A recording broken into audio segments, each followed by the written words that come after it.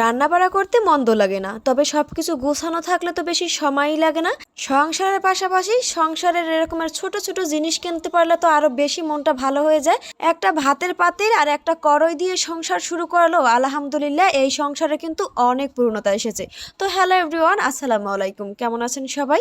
এই পৃথিবীতে সবাই বড়লোক হয়ে জন্ম হয় না, তবে তার পরিশ্রমই তাকে সাফল্যের দিকে এগিয়ে আনে। বাবু হওয়ার পরে যে সংসারের কত জিনিস একটু একটু করে লাগতেছে তার তো কোনো হিসাবই নেই। বাবুর অনেক জিনিস লাগে, তাছাড়া ঘরের অনেক অনেক জিনিস লাগে। ছোটমণি অনেকদিন ধরেই বলছিল তার একটা প্রেসার কুকারের খুব দরকার, তাছাড়া তার স্টিলের কিছু কিছু জিনিসের অনেক দরকার।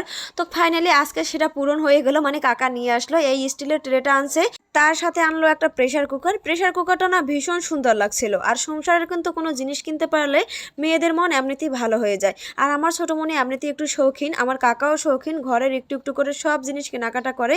একটা পাতিলে আর একটা কড়াই দিয়ে সংসারটা শুরু করলে তারাও তাদের সংসার এখন পরিপূর্ণ সব দিয়ে, মাশাআল্লাহ তাদের এখন একটা সন্তানও আছে। জীবনে খারাপ সময় পার হয়ে ভালো সময় ঠিকই আসে, তবে ভালো সময়ের জন্য অনেক ধৈর্য ধরতে হয় এবং পরিশ্রম করতে হয়।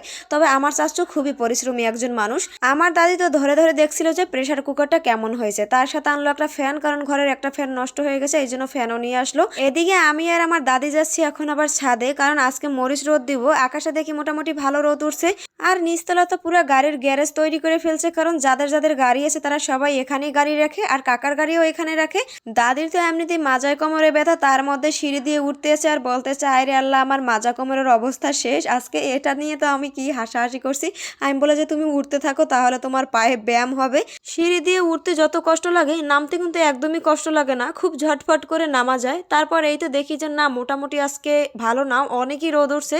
তারপর এই তো আমাদের মরিচগুলো রোদ দিলাম, 4টা টেরেতে করে মরিচ একেবারে সুন্দর করে রোদ দিলাম। একটা রোদই যেন মরিচ থেকে মরিচের গুঁড়ো হয়ে যায় আর কি।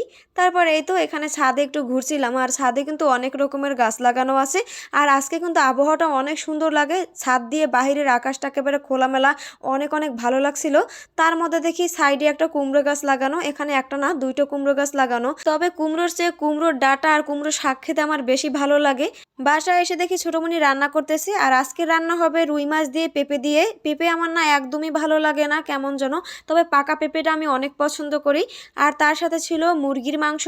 রান্না করতে বেশ ভালোই লাগে আমার, সবকিছু যদি গুছানো থাকে তাহলে একটার পরে একটা রান্না করে আমার কাছে অনেক ভালো লাগে রান্নাটা। তবে দেশ গ্রামের মতো তো আর মাটির চুলার মতো এরকমের স্বাদ পাওয়া যায় না, যতই আপনি শহরে ভালো মন্দ খান না কেন, গ্রামে যে মাটির চুলার রান্নার যে স্বাদ, ওই স্বাদটা আপনি কোথাও পাবেন না। আর আমি বাড়িতে গেলে সবসময় মাকে বলি মা তুমি মাটির চুলায় রান্না করবা। আর গ্রামের বেশিরভাগ মানুষ কিন্তু মাটির চুলাই রান্না করে, যা খেতেও অনেক মজা লাগে। তারপর এই তো গতকাল রাতে কাকা একটা আনারস আনছিল, আর আজকে দুপুরে এটা কাটলো। আনারসটা না খুবই মিষ্টি ছিল, আমার কাছে তো অনেক ভালো লাগছে, আমি অর্ধেকটা খেয়ে নিছি। আমাদের রান্না কিন্তু এখনো শেষ হয় নাই, এখন আবার ভাজি করতেছি, আর এটা হলো ডিম দিয়ে রেহা ভাজি। অনেকেই রেহাকে আবার কহি নামে চিনে, তবে আমাদের আঞ্চলিক ভাষায় এটাকে রেহাই বলি। বিকেলে নিয়ে আসলো আমাদের জন্য সিঙ্গারা সমুচা, আর সিঙ্গারা তো আমার অনেক অনেক পছন্দ, আমি কেন জানি না ছোটবেলা থেকেই না আমার সিঙ্গারা খেতে অনেক ভালো লাগে। আর এখনো সিঙ্গারা আমি অনেকটাই পছন্দ করি। সিঙ্গারা খাচ্ছি, আর এদিকে দেখেন আমাদের পুতুলি আবার ঘুমাচ্ছে। সে শুধু সারাদিন ঘুমায় আর রাত হলে সবাইকে জ্বালায়। আজকের মতো এখানেই বিদায় নিচ্ছি, সবাই ভালো থাকবেন, সুস্থ থাকবেন, দেখা হবে নেক্সট ব্লগে। আল্লাহ হাফেজ।